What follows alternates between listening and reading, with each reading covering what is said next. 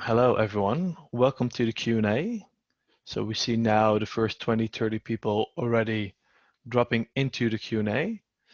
You can use the Zoom Q&A to answer your questions. It should be at the bottom of your screen, and I, then Ido can answer them. So if you could please also start asking questions so Ido can see also the question box. But maybe to start, one of the attendees already had a question during the showing of the movie itself. They were wondering how much music was used or how music was used. In the beginning, it looked like music wasn't being used, but then later on, we did hear it also in the background and also singing along with music. Can you elaborate on that a bit? yes, I think it's a meaningful question. I think in the first parts, music was used all along. Most of the time, the music was kind of played in the background, and it sort of helps people move into their journey.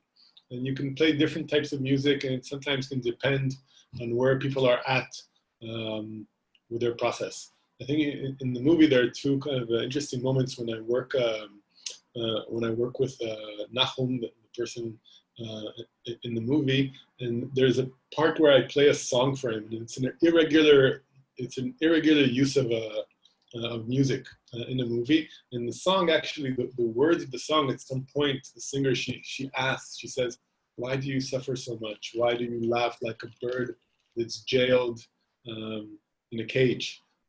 And for him, in those moments, it acts like a koan. You know, koan is a sort of it's a question used in a Japanese Zen to take you beyond your mind, your everyday mind, to take you kind of in the depth of your psyche or in the depth of consciousness.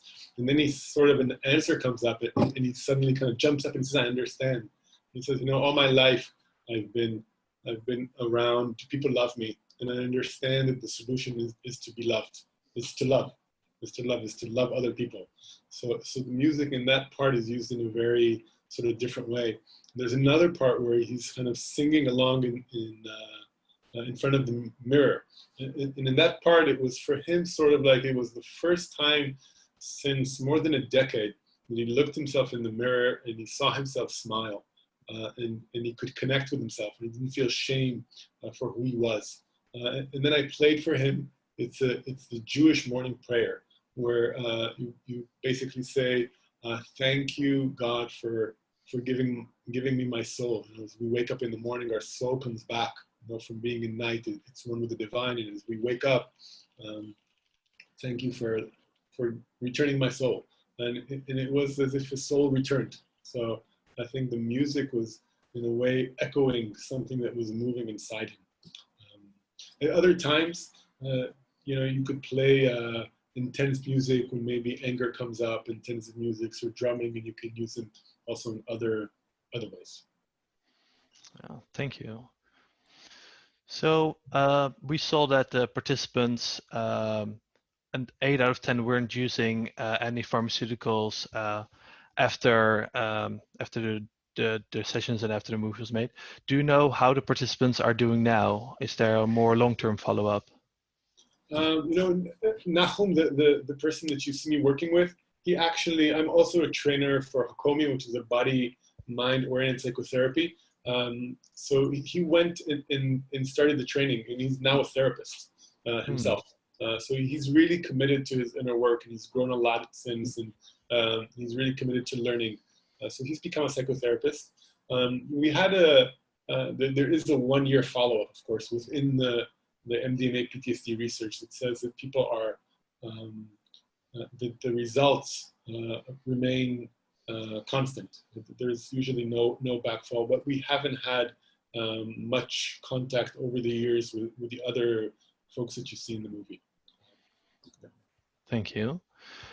And so we see that the MDMA therapy is working really well with it, at least compared to other interventions.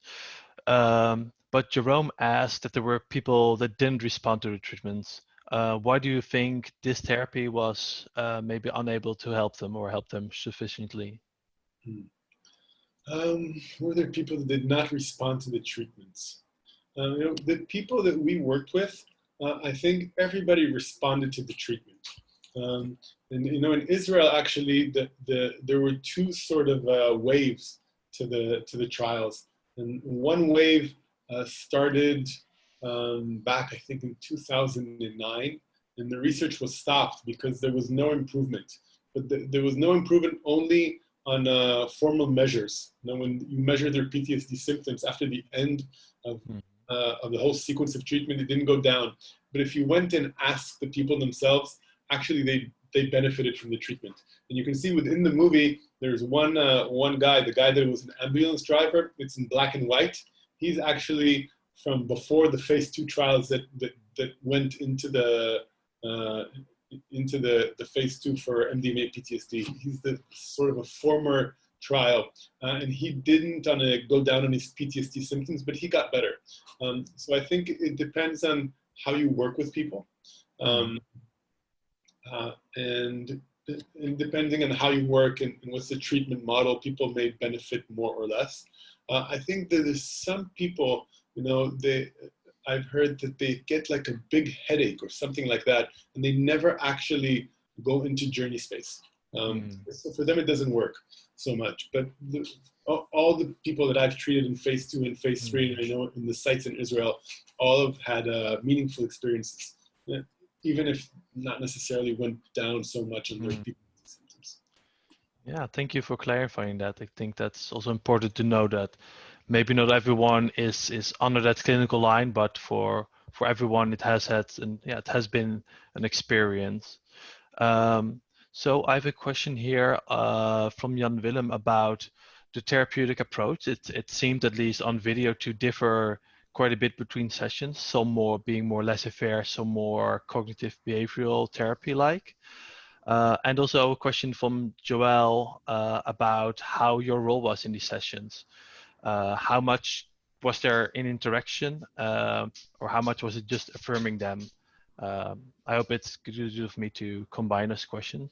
Can you tell a bit about your role or how you saw the therapeutic framework in the sessions? Well, I think there are different types of therapeutic frameworks and therapeutic stances that you can come into as a therapist. In Israel, it was really interesting. I talked about it before, that the first time MDMA and PTSD trials happened, people's PTSD symptoms didn't go down so much. And the people who worked there, they worked more from sort of a psychoanalytic, cognitive behavioral framework. And you could even see the interventions of the therapist in the black and white parts were more sort of cognitive.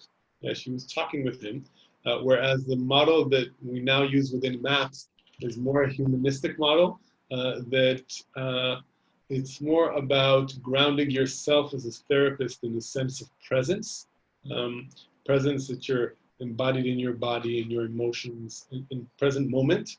And from there, you want to open a space to allow the patient to contact his own experience. So you're not, so the interventions are not aimed so much to get people up in their heads, but the interventions are aimed to help people come deeper in contact with their experience. And within the humanistic framework that we have in MAPS, there are different therapists, of course, have their own styles. You can see kind of my style is sort of a body-oriented style. So some of the interventions were really to guide him to get into his experience, to move with his impulses, sometimes holding. You can see that with Karen, the other therapist, where she also kind of used pillows to kind of against the patient's feet. And you can see the emotional charge in the body sort of releasing a lot of pent-up energy. So kind of personally, that's the approach that I gravitate to, which is kind of based in experience and mindfulness and body-oriented, somatic-oriented, to follow and engage the wisdom of the body. Yeah, thank you for sharing that. I have a question here also from Joni, and Joni's asking if there's always interaction between the patient and therapist, and if that is always maybe necessary, or was it in those sessions, or could you say that someone could also be processing it personally, internally? Yeah, I think definitely the gift of MDMA, psilocybin also, and a lot of the psychedelics really is that they take you on a journey. So if in regular psychotherapeutic interaction is sort of ping pong between therapist and client, there might be quiet some of the time, but the therapist has to be active. In psychedelics, they open a space that allows patients or people in general to be in touch with themselves. And really some people can just kind of flow, into their own experience and just stay inside themselves and learn. That's why it's called like a journey, you journey inside of yourself. There are moments when you get stuck. Yeah. So, Michael Mithofer, which is the lead trainer for MAPS, he says that, you let the patient follow his own inner work. And when they get stuck, you help them move through the stuck place. Yeah.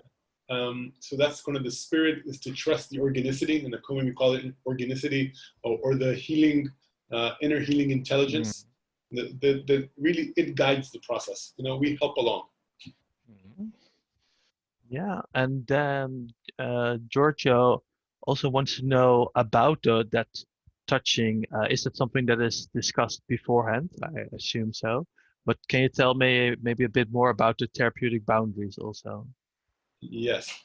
So touching is discussed before, and we say that we might offer touch. And it's hard to see, but if before I touch him and I hold him, I ask him, is it okay that I hold you? And he says yes. It is important though, when you offer touch, you also want to take into account the sort of wounding the person that you're working with has. If you're a man and maybe you're working with a woman with sexual history of trauma, then you want to be very careful. You also want to be careful, and you want to track not only what your patient says, just says outright, but also what their body signals to you. So I might say, is it okay that I hold your hand? Yeah, to offer kind of support. And somebody might say, yes. Yeah. And so while they're saying yes, their body is saying no. Yeah. So really, you want to track their body and also track their unconscious responses, and then you're able to be really much more accurate in the way you follow through on interventions such as touch. And you also want to be sensitive. Somebody might say, yeah, I'd like you to hold my hand, and they really mean it. They say it out loud and their body says yes. But once you hold their hand and contact is made, maybe then something inside them will recoil. So it's not just, it's not just that you ask or you offer touch, they say yes and you do it. You want to stay present throughout the interaction and to follow through with it, and to track to see what unfolds through the use of touch. Yeah, thank you for sharing that. So let's take a small step outside of the documentary, and you can say if you want to say or can say something about this or not. But of course, we are now in a global situation where touch is something that is more dangerous or seen maybe less positive, or something that people can experience less. So Tom asks if COVID is maybe a threat to mental health, and if you can comment on that. If COVID is a threat to mental health. Well, I think COVID puts a lot of us in different sorts of stress. Of course, we have to stay more at home. We can't touch one another. This is not relevant specifically to MDMA, but of course, it's difficult for people to be more inside themselves. I think it's also for us generally in this time. I think it's important for us to see what this time has to teach us. Inside ourselves. Yeah. That it's not, if we have to kind of stay home and we can't see our friends and we can't hug or touch or do the stuff that we're used to, if it just, okay, how do I survive this? We really miss on an opportunity to learn something new. And for me, as a therapist, working on the MDMA trials, in phase 3 in Israel is supposed to start within a month, 2 or 3, I won't be able to use touch in the same way. But rather than say, oh, I can't do my thing, it's how does this really invite me to discover something new? I think that's the spirit for us. And whatever we do, how do I see this not only as a problem, but sort of move with a whole organic movement of life, of the ecological system, of everything that's unfolding at this time. Wow, that's a great way of putting it. think it's also saying that we should be flexible so in this time, and yeah, if Yeah. you can't do touch, then you can do something else. Yeah, yeah. It's not only for us to be flexible. It's to stay curious because our difficulties in life, they can be seen as difficulties that maybe we wait them out until something ends. But these difficulties can be seen as opportunities that something else wants to emerge or something else wants to be discovered. And if we hold that mindset, we might not know what that is, and it might be a struggle for a while. But if we hold that mindset, I think we're open to learning something. So I think it's about flexibility, but it's also about staying open to learn what life has to teach us. Thank you. So the patients themselves, you did quite a long follow-up. Did you maybe also did a follow-up as some other studies did in the terms of the trait openness, or follow other traits? So on the ocean traits or other places. I'm not really clear about the question. What do you mean? So in one of the studies, I think it was with psilocybin, they measured that the trait openness, the openness to experience, that was higher, sustained higher after the psilocybin sessions. If I remember correctly, it was for healthy normals. I'm not sure that we had that measure. I'm not sure, but I don't want to say no for sure. I'm more on the side of therapist speciality. Yeah, no, that's perfectly fine. But I'm not totally up to date on all the measures that we're doing. I can't really remember. So Felipe also wants to know, and you talked about this a bit already, but what therapeutic modality you think is most appropriate to work with psychedelics? Well, I think psychedelics in general, they open a very wide range of psychedelic experiences, and human experiences and experiences in consciousness. So you want, and because it's an experience, the therapy is based in a very intense experience. The first thing that you want is you want a psychotherapeutic modality that helps you develop a strong sense of presence. Okay, so even in classic Freudian theory, so Freud says, well, you want to have an even hovering attention, which is sort of like, okay, let's be mindful. But there's not really a technique within Freudian psychology to develop this. Where if you go into sort of Buddhist teachings, they practice mindfulness. And other forms of practice meditation, it helps you sort of ground and experience. So I think it's important for a therapeutic modality working with psychedelics to help therapists, first of all, be able to ground and experience, and for therapists to be able to feel their bodies, to feel their breath, to feel their emotions, to be available to all dimensions of our experience, and to hold a container that's based in presence. After that, I think it's important for us to have a modality that can understand different types of experiences that might emerge. So in the movie, the part where I hold him, that's like it's connected to sort of attachment theory. He goes into emotional pain, and if you remember in the movie, he falls away from me. But then I go to hold him, so I sort of go into repair with him, rather than let him be in pain on the side and me kind of staying on the other side. I actually make contact, so it's sort of an attachment repair intervention. So you want to know about attachment to be able to do something like this. And early attachment has a lot to do with holding. Our brain gets wired early on in our lives through relationship, through touch, through contact, and that's what I offer him. In the part where he goes into this sort of this impulse of like a gorilla, and it goes that part, so that you can understand that like an archetypal fight response. So he moves from sort of a dissociative hypo reaction where he doesn't have much energy. He starts off with sort of this weak part that he talks about, and he says there's also this angry part or this other part, and we move into the angry part. So he goes into this archetypal fight response. So it's important if you can understand you can track and understand what these responses are. So that is like a part that's in trauma theory. You can, Peter Levine or somatic experience Hakomi, which is the modality that I come from, it has parts about attachment, it has parts about trauma. In other parts, and this is especially in psilocybin, you start having people have transpersonal experiences. The ego, you might feel the ego dissolve, experiences in death. And some of the stuff you can understand through prisms of archetypal psychology or death rebirth archetypal themes, or through Buddhist perspectives of no self. So as a therapist, you have to be, or it's good to be versed in different psychologies that work with different dimensions of consciousness. But I want to come back and say that the best place to start, if you're a therapist in this world, I think, is start with a modality that helps you develop your sense of presence. So that's where you start from. Just this being able to be with experience, not be afraid of intense interactions, of intense emotions, of intense experience. If you can stay present for that, then you can start to learn to understand these experiences that are emerging.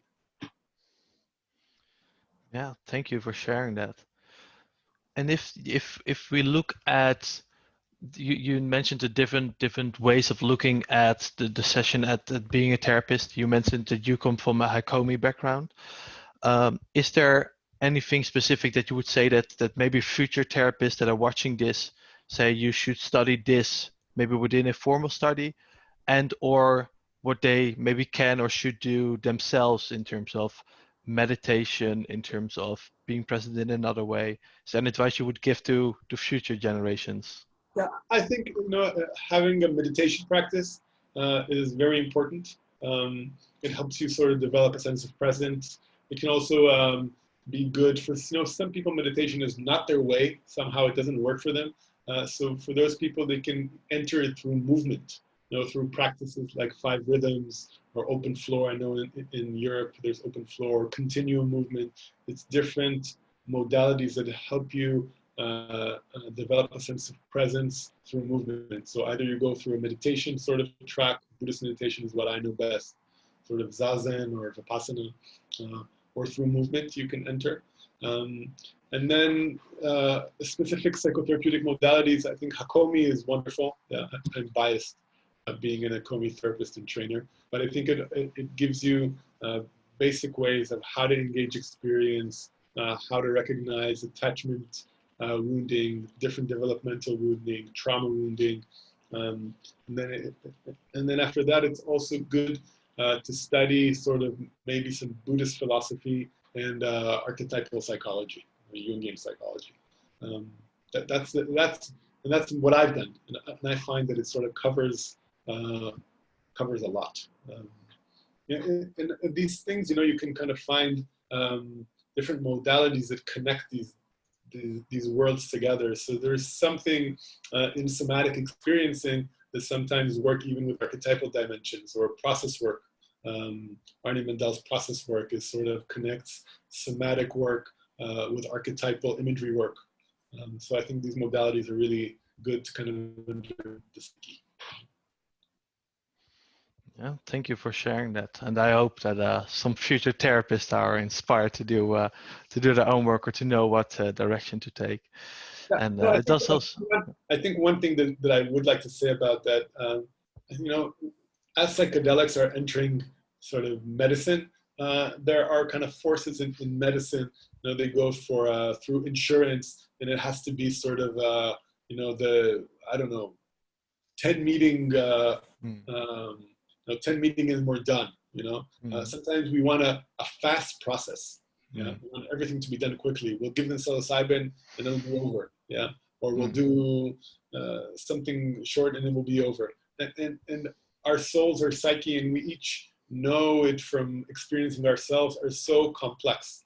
So for therapists to want to take this seriously, I think it's important to really invest and commit yourself in a deep way to both your own process and understanding yourself, and both really studying deeply a few therapeutic modalities. Maybe you can start with one, and then that gives you sort of a base and a grounding, like I did with Hakomi, and then learn more around it. And it takes a few good years to really understand what you're doing. When you start learning therapy, maybe you start understanding what you're doing after 5 years. maybe after 10 or 15, you sort of become more like a good dancer. That's not just going through the moves. He can sort of becomes more like an art. But if you just kind of try and do something fast, then you can't really develop that sense of art. I think Jung says that therapy, in the deepest sense, is an art. So he says, learn your methods and technique well, and be prepared to let them go in the face of the human soul.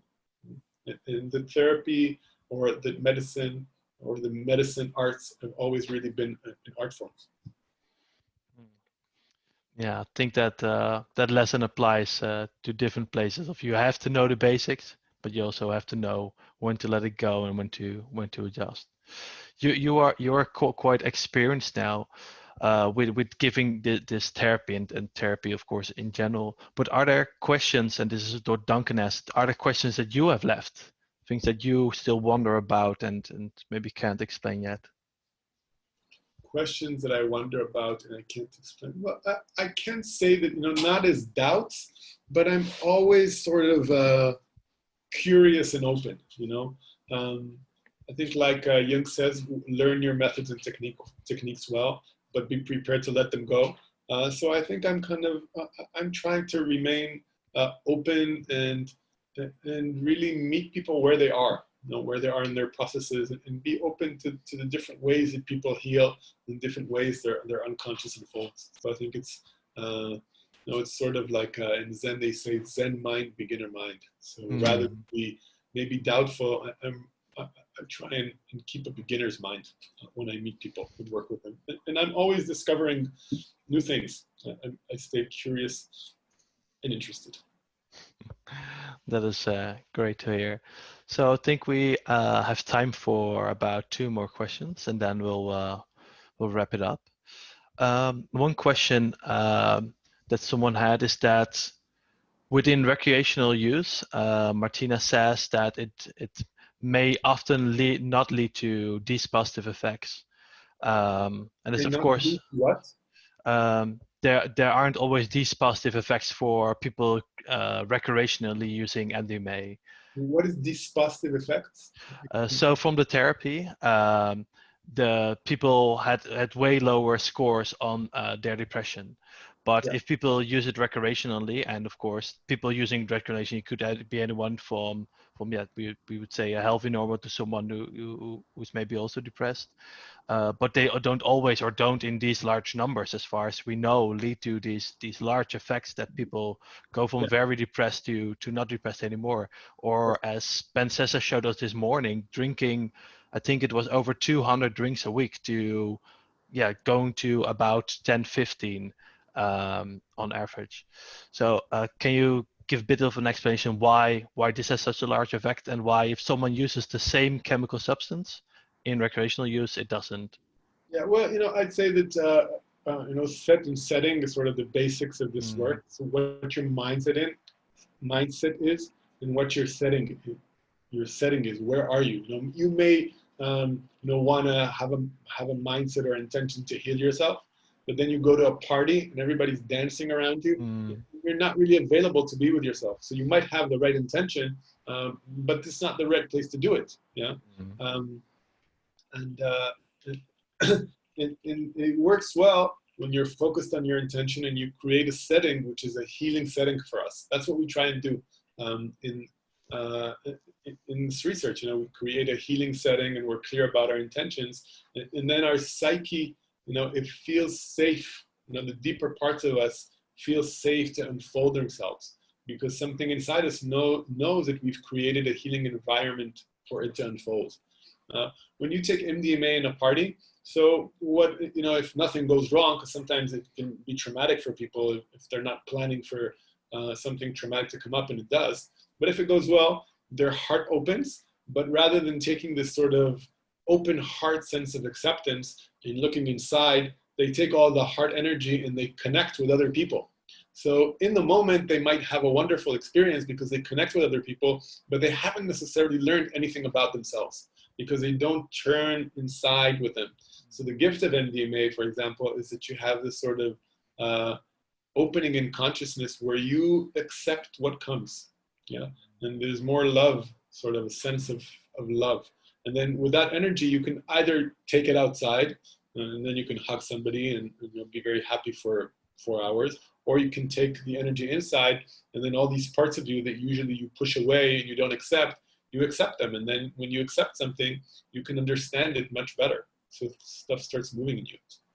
Mm-hmm. Yeah, thank you for sharing that. I think I have one final question, and with the movie Trip of Compassion, but also with a lot of work, more and more people are hearing about psychedelic therapy, and it's becoming larger. What do you hope, or what would be your ideal scenario of where this will go?